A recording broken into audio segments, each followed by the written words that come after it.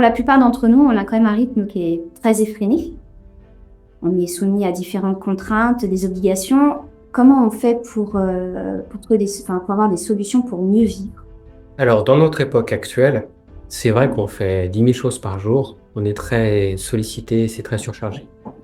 Et ce qui est assez rigolo, si on prend du recul, c'est qu'avant, la vie nous demandait de faire 3 choses par jour, on était heureux quand on y arrivait bien. Aujourd'hui, on nous demande d'en faire 40 et en fait, on n'est pas plus heureux, on en sent plus.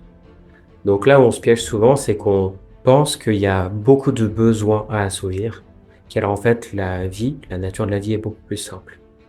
Donc, dans tout ce que vous avez à faire, ce qui est important, c'est de voir vraiment ce qui vous fait vibrer, ce qui est intéressant à vivre, ce qui est prioritaire.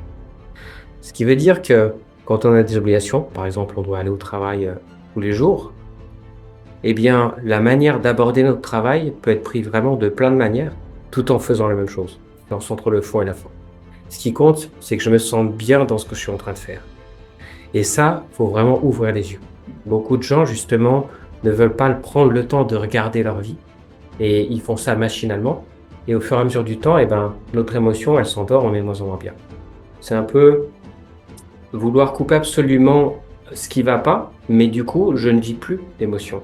Et or, l'être humain déteste de stagner. Donc, soit il va aller vers l'amélioration, soit il va aller vers un dépérir parce qu'il va refuser de stagner. Par exemple, quelqu'un qui ne veut pas prendre soin de son hygiène de vie, eh ben, vu qu'il va pas accepter de bien manger, par exemple, il va facilement aller manger n'importe quoi parce qu'il va préférer la variation émotionnelle plutôt que pas de variation. Donc, dans votre vie, essayez de classifier les choses un petit peu, de prendre du recul de temps en temps pour voir quelles sont vos priorités et vos importances. C'est très important parce que, par exemple, si on prend le phénomène du conjoint, la plupart du temps, ça va être facile en fait. On va lui demander quelque chose, il va forcément nous dire oui, parce qu'il va être toujours d'accord de nous aider, comme nous on va toujours être d'accord de l'aider. Et du coup, ça va être la première personne éventuellement où on serait tenté d'abuser d'elle, de tirer sur la corde et de lui demander plus de choses que ce qu'on a besoin.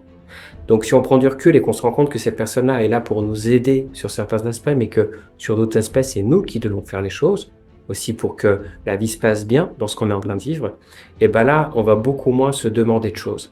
On va à la fois déléguer et prendre ses responsabilités en étant vraiment dans un équilibre. C'est très important de chercher cet équilibre.